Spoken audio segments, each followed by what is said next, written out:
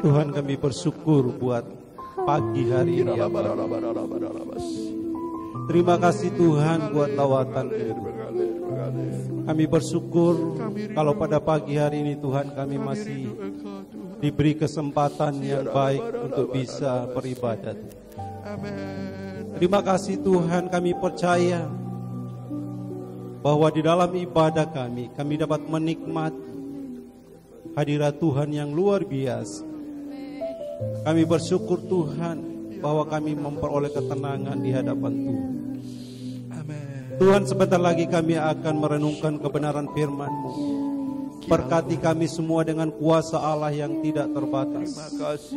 Hati pikiran kami sungguh-sungguh dikuasai, supaya kami sama-sama mendengar, merenungkan, dan hamba-Mu juga menyampaikannya dengan kuasa Allah. Amin. Terima kasih Tuhan, kami rindu firman ini akan mengubah hidup kami. Berikan kepada kami kemampuan untuk dapat melakukan kebenaran-Mu, ya Bapa. Terima kasih Tuhan, kami siap mendengarkan kebenaran firman. Di dalam nama Tuhan Yesus kami sudah berdoa pada Engkau. Haleluya. Amin. Silakan duduk Bapak Ibu yang dikasihi Tuhan.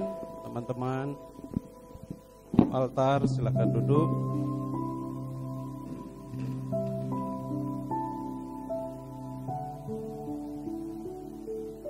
Ya, Shalom, selamat pagi. Puji Tuhan, pada hari ini kita ibadah minggu. Kita memasuki momen Natal tanggal 18, minggu depan sudah Natal. Nah Bapak Ibu, saudara-saudara yang dikasihi Tuhan, firman Tuhan yang kita akan renungkan pada pagi hari ini terambil di dalam Yesaya pasal yang ke-9, ayat yang pertama sampai ayatnya yang ke-6. Nanti kita akan membaca ayat ini secara pergantian. Di dalam Yesaya pasal yang ke-9, ayat yang pertama sampai ayatnya yang ke-6, saya akan membaca ayatnya yang ganjil. Nanti kemudian Bapak Ibu akan membaca ayatnya yang genap. Ayat yang pertama, bangsa yang berjalan di dalam kegelapan telah melihat terang yang besar. Mereka yang diam di negeri kekelaman, di atasnya terang telah bersinar. Ayat 2.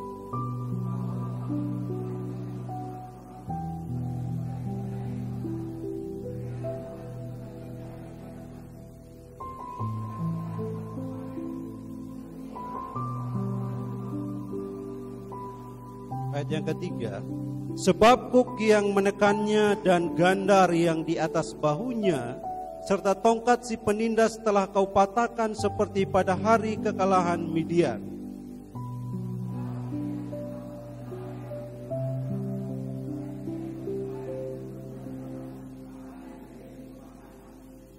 Sebab seorang anak telah lahir untuk kita, seorang putra telah diberikan untuk kita. Lambang pemerintahan ada di atas bahunya, dan namanya disebutkan orang penasihat ajaib, Allah yang perkasa, Bapa yang kekal, Raja damai.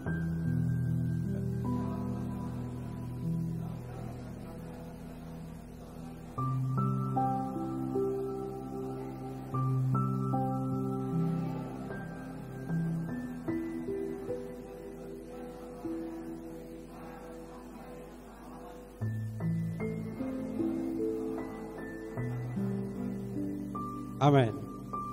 Ya Bapak Ibu, saudara-saudara yang dikasihi Tuhan, tentu ayat ini bukan ayat yang asing buat kita, karena mungkin sudah sering dibacakan pada perayaan Natal.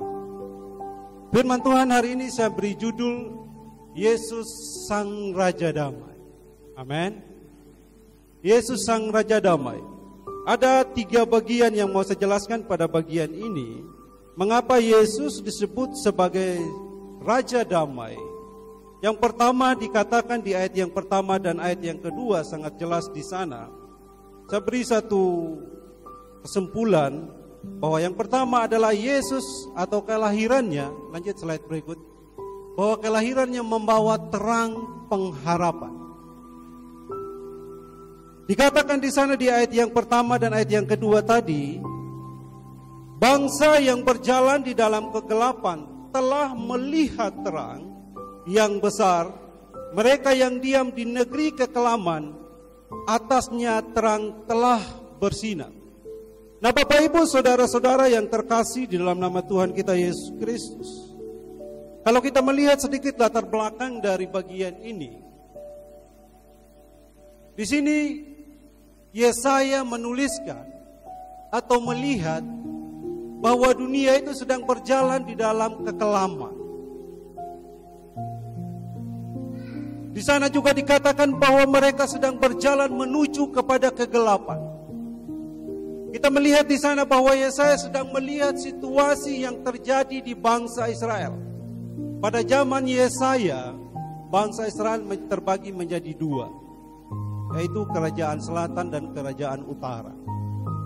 Kerajaan selatan disebut sebagai Yehuda, kemudian yang kerajaan utara disebut sebagai Israel, yang ibu kotanya adalah Samaria.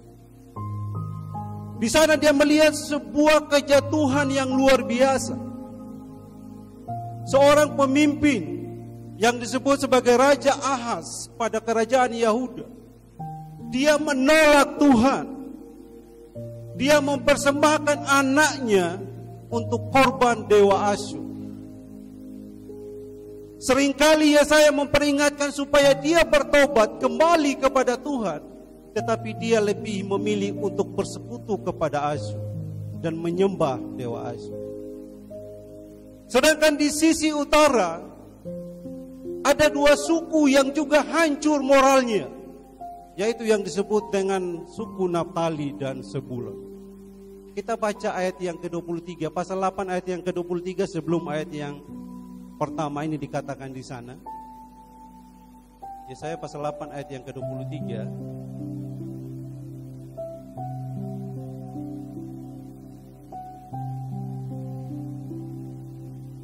Ya, saya akan membacakan untuk kita semua. Yesaya pasal 8 ayat 23. Tetapi tidak selamanya akan ada kesuraman untuk negeri yang terhimpit itu. Kalau dahulu Tuhan merendahkan tanah Zebulon dan tanah Naftali, maka di kemudian hari Ia akan memuliakan jalan ke laut, daerah seberang sungai Yordan, wilayah bangsa-bangsa lain. Dia menyebut dua suku yang moralnya luar biasa hancurnya. Para nabi perjanjian lama terus mengingatkan dua suku ini supaya bertobat kepada Tuhan. Artinya bahwa bangsa Israel sedang berjalan di dalam dari kekelaman menuju kepada kegelapan yang besar. Coba tampilkan slide. Bapak Ibu saudara-saudara yang dikasihi Tuhan, dari penglihatan Yesaya, dia melihat bahwa dunia ini sedang berjalan di dalam kekelaman. Dia melihat bahwa mereka hidup di dalam dosa. Mereka hancur karena dia melihat benar bahwa dosa yang mereka perbuat hari lepas hari semakin besar, dan itu semakin menjadi beban yang begitu menekan. Permasalahan dan dosa tidak dapat diatasi. Mereka tidak lagi mampu untuk bisa mengatasi diri, untuk menguasai diri mereka untuk tidak hidup di dalam dosa. Mereka tidak punya kemampuan untuk menahan atau mengendalikan diri mereka supaya hidup mereka tidak melawan Allah. Saya melihat bahwa semuanya sudah hancur. Bapak Ibu tahu, setelah Yesaya menubuatkan ini, Israel sedang di ujung kehancuran. Mereka akan mengalami pembuangan ke Babel. Mereka tidak mampu mengendalikan diri. Dan yang lebih parah, mereka tidak mampu menyelesaikan dosa itu dengan jalan keluar mereka sendiri. Dan mereka juga tidak mampu menyembunyikan dosa itu di hadapan Allah. Bapak Ibu saudara-saudara dikasih Tuhan, coba lanjut slide berikutnya. Saya menyimpulkan bahwa kegelapan yang dimaksudkan oleh Yesaya menyimpulkan dosa. Kegelapan yang dimaksudkan oleh Yesaya jangan menimbulkan kesusahan, kesesakan, kesedihan, kemalangan, ketidakberdayaan, dan penderitaan yang begitu mengerikan terjadi pada bangsa Israel.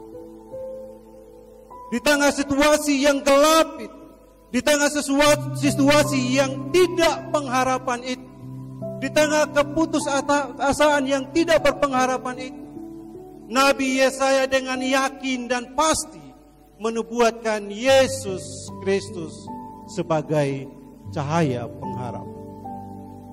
Bapak Ibu, berapa banyak orang di sekitar kita yang mengalami kesusahan? Apa yang kita tawarkan kepada mereka? Mungkin ada begitu banyak solusi. Bagaimana kalau bisnis A, bisnis B? Bagaimana kamu kalau pinjam ini dan lain sebagainya? Tetapi jarang kita memberitakan Yesus kepada mereka. Ya, saya melihat betul bahwa yang dibutuhkan mereka di tengah-tengah kegelapan itu adalah terang yang bersinar. Di tengah-tengah kesusahan, di tengah-tengah beban yang begitu berat itu, yang mereka butuhkan adalah pelepasan. Lanjut slide berikutnya. Oh ya, benar. Terang adalah kebutuhan utama dalam kegelapan, itu yang dilihat oleh Nabi Yesaya. Makanya Bapak Ibu, kalau mungkin di rumah mati lampu, yang kita cari pertama adalah lilin, atau tidak salah. Jangan mentang-mentang punya emas banyak, pas gelap, yang dicari kalung emas. Dikira karena berkilau mungkin dapat menerangi. Itu tidak menjawab kebutuhan. Habis pakai kalung, jalan terus nabrak gelundung. Nah, terus buat apa pakai kalung tapi gelundung? Artinya apa? Bahwa terang adalah kebutuhan utama di dalam kegelapan. Ya, saya melihat bahwa ini merupakan sebuah kebutuhan utama yang dibutuhkan oleh bangsa yang sedang berjalan dari kekelaman kepada kegelapan. Bangsa yang hidupnya enggak karu-karuan, bangsa yang hidupnya melawan Allah. Dia katakan, dia yakin dengan pasti seorang putra telah lahir untuk kita.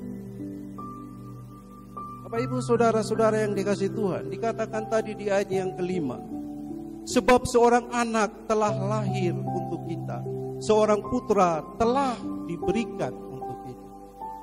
Saya melihat kata telah di dalam bahasa aslinya dikatakan memang itu. Kata itu memang benar-benar ditulis demikian. Dia menggunakan bentuk waktu yang lampau. Bahwa seolah-olah nubuatan ini tidak terjadi di depan, tetapi telah terjadi. Artinya bahwa Yesaya benar-benar melihat Kristus telah lahir di dalam penglihatannya. Kristus yang adalah terang pengharapan itu, dia melihat dia sedang menerangi kegelapan yang begitu besar di tengah-tengah dunia ini. Di tengah kesusahan, di tengah beban dosa yang menekan, dia telah melihat bahwa Kristus, Sang Raja Damai itu lahir sebagai terang pengharapan di tengah-tengah dunia ini.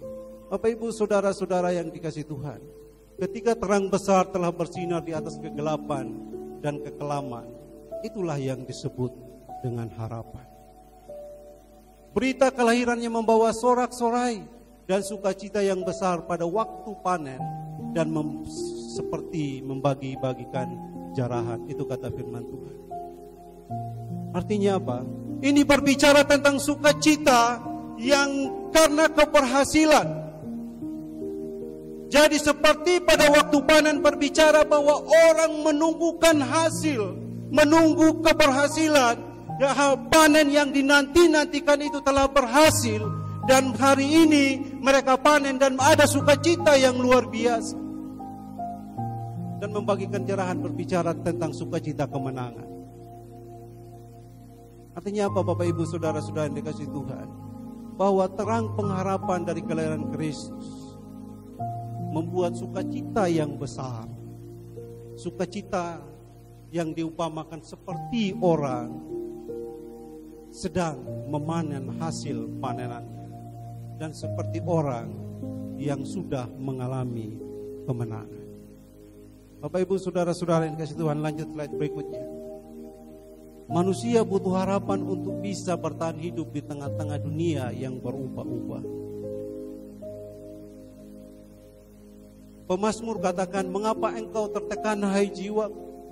dan gelisah di dalam diriku. Berharaplah kepada Allah, sebab aku akan bersyukur lagi kepadanya, penolongku dan Allahku. Seorang profesor meneliti katak. Ya, di dalam katak itu kemudian dia masukkan di dalam sebuah piring, kemudian ditutup dengan kertas.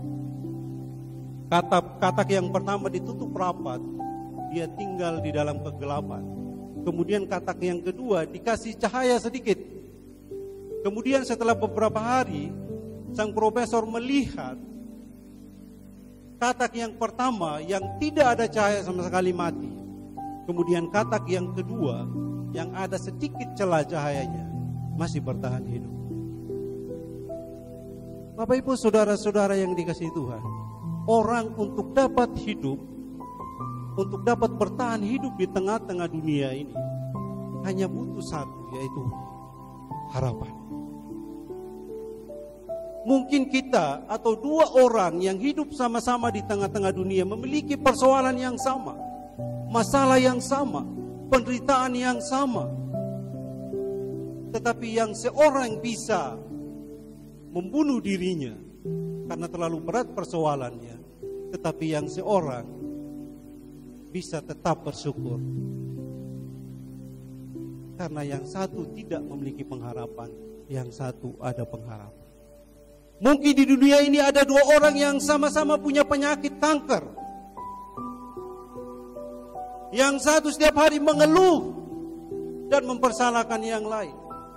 Tetapi yang satu bersyukur karena Tuhan masih memberi hidup.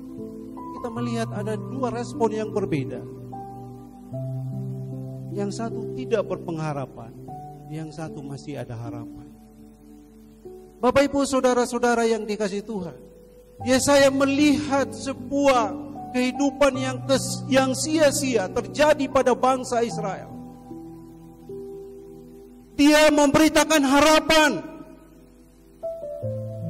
Dia katakan tidak selamanya bangsa yang terhimpit. Sebab terang akan bersinar di atas bangsa, di atas kegelapan dan kekelaman. Dia berusaha memberikan harapan dan dia tahu pasti bahwa harapan itu hanya ada di dalam Yesus Kristus.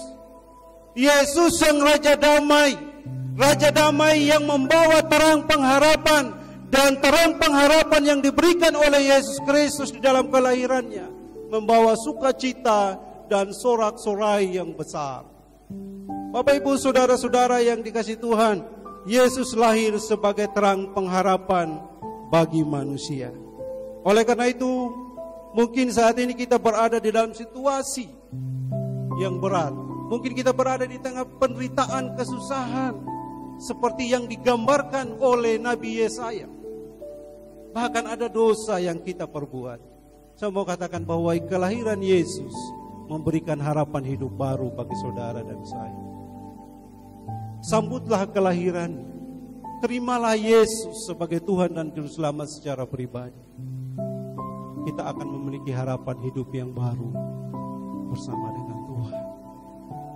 Yang kedua, Yesus sang Raja Damai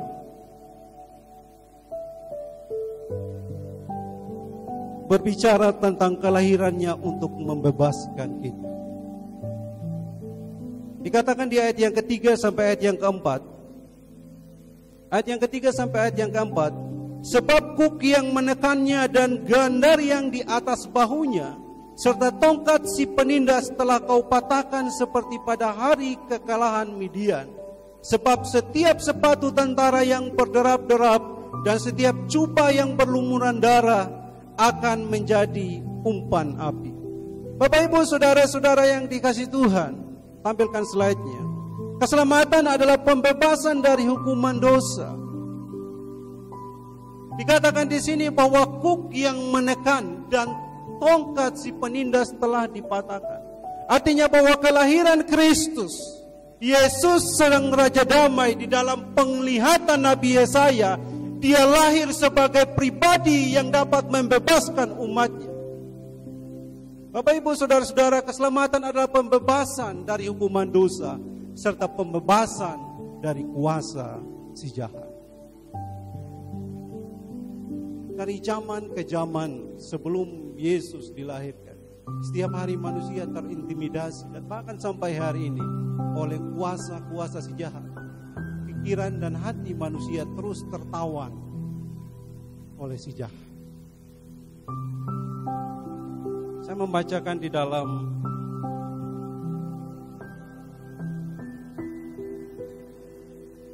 dalam Efesus pasal 2 ayat yang pertama sampai ayat yang kedua dikatakan di sana. Efesus pasal 2 ayat yang pertama sampai ayat yang kedua. Kamu dahulu sudah mati karena pelanggaran-pelanggaran dan dosa-dosamu. Kamu hidup di dalamnya karena kamu mengikuti jalan dunia ini.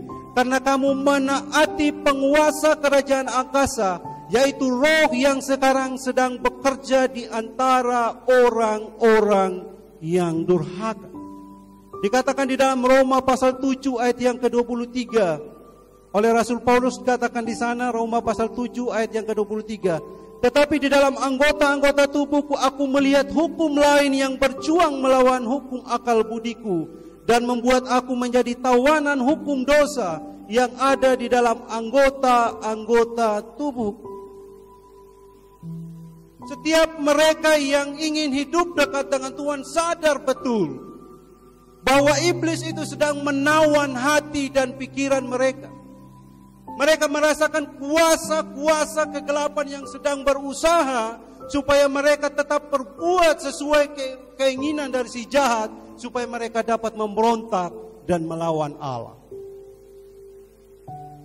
Mungkin orang-orang yang tidak merasa demikian mungkin sudah terlalu jauh meninggalkan Tuhan. Nabi Yesaya melihat bahwa ada kuasa yang lain yang dihadapi oleh bangsa Israel. Mereka bukan hanya datang dari diri sendiri. Kejatuhan mereka, kerusakan moral mereka bukan hanya sekedar perbuatan atau keinginan mereka sendiri, tetapi dia jauh melihat di atas itu bahwa ada kuasa si jahat yang sedang memprovokasi, yang sedang mendorong, yang terus mendorong mereka untuk terus maju. Ayo berjalan, terus berjalan di dalam kegelapan sampai kita mati di dalam dosa. Yesaya melihat situasi ini dan kemudian dia katakan, seorang putra telah lahir bagi kita. Dia katakan bahwa telah dipatahkannya hook yang menekan dan tongkat si penindas telah dipatahkan. Bapak ibu saudara-saudara yang dikasihi Tuhan, saya tidak tahu apa yang menjadi intimidasi hidup saudara hari ini. Apapun persoalan yang begitu menekan, yang berat, seolah-olah bahwa saya ini gak bisa apa-apa, atau apapun persoalan, bahkan si jahat mungkin sedang berkuasa sepenuhnya. Mari hari ini kita mengingat kembali, merenungkan kembali kelahiran Yesus Kristus. Dia lahir atau kelahirannya untuk membebaskan kita. Dia adalah Allah sang pembebas. Bapak ibu saudara-saudara yang dikasihi Tuhan, dikatakan di dalam 1 Yohanes pasal 4 ayat yang keempat, 1 Yohanes pasal 4 ayat yang keempat, kamu berasal dari Allah, anak-anakku, dan kamu telah mengalahkan nabi-nabi palsu itu. Sebab roh yang ada di dalam kamu lebih besar daripada yang ada di dalam dunia ini. Kembali ke slide berikutnya. Pembebasan yang diberikan oleh Tuhan Yesus bukan hanya sekedar berbicara bahwa kita sudah dibebaskan, tetapi pembebasan itu berbicara bahwa dia juga memberikan kuasa kepada kita untuk berkemenangan melawan si jahat. Firman Tuhan katakan, sebab roh yang ada di dalam kamu lebih besar daripada roh yang ada di dalam dunia. Bapak ibu saudara-saudara yang dikasihi Tuhan, Yesus sang Raja Damai, kelahirannya membawa terang pengharapan bagi kita. Yesus sang Raja Damai, kelahirannya untuk membebaskan kita dari kuasa-kuasa si jahat. Yang ketiga, kebenaran yang ketiga yang saya sampaikan pada firman Tuhan pada pagi hari ini, bahwa kelahirannya untuk menjadi korban supaya kita hidup dalam damai sejahtera. Amin. Bapak Ibu saudara-saudara yang dikasihi Tuhan, di dalam ayat yang kita baca tadi, di ayat yang kelima dikatakan di sana bahwa seorang anak telah lahir untuk kita, seorang putra telah diberikan untuk kita. Allah yang besar telah menjadi manusia untuk kita, lahir di kandang domba sebagai pengorbanannya. Bapak Ibu saudara-saudara dikasihi Tuhan, dikatakan di sana bahwa besar kekuasaannya. Dikatakan juga bahwa lambang pemerintahan ada di atas bahunya. Kalau kemudian kita berpikir siapa sih yang lahir ini? Kita melihat bahwa dikatakan oleh Yesaya, seorang putra yang telah dilahirkan untuk kita, seorang putra yang telah diberikan untuk kita. Dikatakan bahwa lambang pemerintahannya ada di atas bahunya. Dia disebut, namanya dikenal atau disebut penasihat ajaib, Allah perkasa, Bapa yang kekal. Ditegaskan lagi pada ayat yang ke-6, besar kekuasaannya dan kerajaannya kekal selama-lamanya. Jadi seorang putra yang lahir bukan pribadi yang biasa.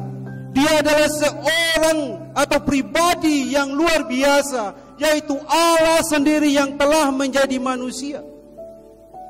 Di dalam segala kekuasaannya, di dalam segala kehebatannya, di dalam segala pengetahuannya, dia mau turun ke tengah-tengah dunia untuk menjadi korban bagi semua umat manusia. Bapak Ibu saudara-saudari dikasihi Tuhan, Allah yang besar telah menjadi manusia untuk kita, lahir di kandang domba. Ini berbicara tentang pengorbanan Yesus Kristus. Lanjut slide berikutnya. Kenapa dia harus lahir? Kita harus tahu bahwa faktanya adalah bahwa manusia membutuhkan hidup yang damai melebihi apapun. Jadi hari ini apapun yang kita miliki, kita berharap bahwa semua yang kita miliki itu akan membawa kita kepada suatu keadaan hidup yang damai. Amin. Entah itu jabatan, entah itu harta, entah itu peringkat, entah apapun itu yang kita miliki di tengah-tengah dunia, kita selalu berharap bahwa segala sesuatu yang kita miliki ini membawa kita kepada sebuah tujuan, yaitu hidup di dalam keadaan damai. Atau mungkin orang yang sedang berperang berkata, kapan damai ini berlalu? Mungkin kita yang tidak berada di dalam situasi peperangan, kita merasa bahwa biasa-biasa. Kita tidak berharap bahwa, kalau saya berkata kepada Bapak Ibu, kapan damai ini akan datang? Mungkin kita berkata damai karena kita berada di dalam situasi yang biasa. Bapak Ibu, saya menunjukkan sebuah gambar beberapa orang yang sedang bermain bola. Gambar ini adalah gambar yang terjadi pada Perang Dunia Pertama. Ini antara Jerman dan Inggris bermain bola. Bapak Ibu, ini adalah sebuah sejarah yang luar biasa yang tertulis sampai hari ini. Mereka melakukan perang mulai pada tahun 1914 sampai 1918. Perang Dunia Pertama itu terjadi. Dan itu besarnya perang dunia itu terjadi di Eropa. Bapak Ibu tahu, pada tanggal 24 Desember malam Natal tahun 1914, yang sebelum tanggal itu mereka terus berperang. Mereka terus saling bunuh satu dengan yang lain. Antara Inggris dan Jerman terus saling membunuh satu dengan yang lain. Ada begitu banyak nyawa yang mati. Ada begitu banyak peluru yang terus ditembakkan. Tetapi pada tanggal 24 Desember malam itu, tidak ada satu senjata yang berbunyi. Tidak ada perintah dari atasan supaya mereka tidak untuk berhenti berperang. Tetapi mereka merasa rasanya tidak pantas untuk menembakkan peluru di tengah-tengah malam yang penuh dengan damai. Mereka merasa bahwa tidak pantas untuk bisa menumpahkan darah di tengah-tengah peristiwa malam Natal yang penuh dengan damai. Bapak Ibu, di kemah tentara Jerman kemudian mereka mulai menyanyikan pujian Natal, saling bersahut-sahutan. Dan tentara Inggris mendengar, mereka berkata, itu suara apa? Apakah mereka mulai mengangkat senjata untuk mulai menyerang? Tiba-tiba seorang tentara Jerman mengangkat tangannya dari jauh melambaikan kepada tentara Inggris sambil membawa kado. Dia tidak membawa senjata tetapi membawa kado, memberanikan dirinya. Tentara Inggris melihat dari jauh. Mereka sedang apa? Kenapa mereka tidak membawa senjata? Dia hanya menundukkan kado. Melihat hal itu, mendengar pujian-pujian Natal, tentara Inggris pun meninggalkan senjatanya. Dan mereka saling tukar kado. Itu terjadi satu kali di tengah peperangan Perang Dunia pada abad pertama. Dan pada tanggal 25 Desember, mereka yang sebelumnya berperang saling bunuh satu dengan yang lain. Pada tanggal 25 Desember, mereka main bola bersama. Maka merasakan bahwa kita perlu merayakan Natal dengan sukacita.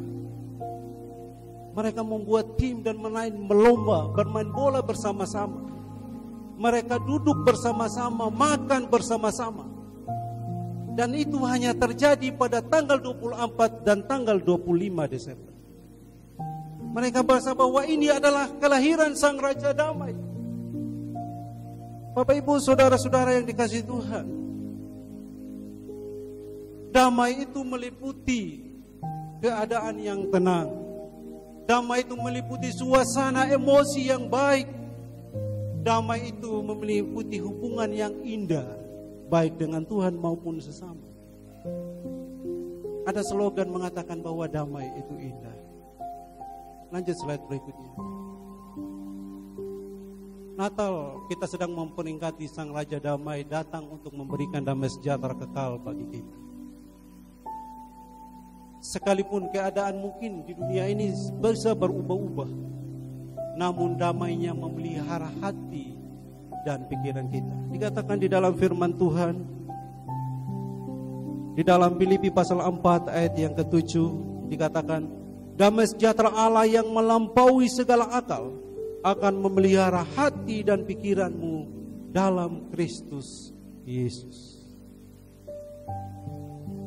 Dikatakan tadi di ayat Yesaya pasal yang ke-9 ayat yang ke-6. Yesaya pasal ke-9 ayat yang ke-6 coba ditampilkan. Dikatakan di sana Yesaya pasal 9 ayat yang ke-6.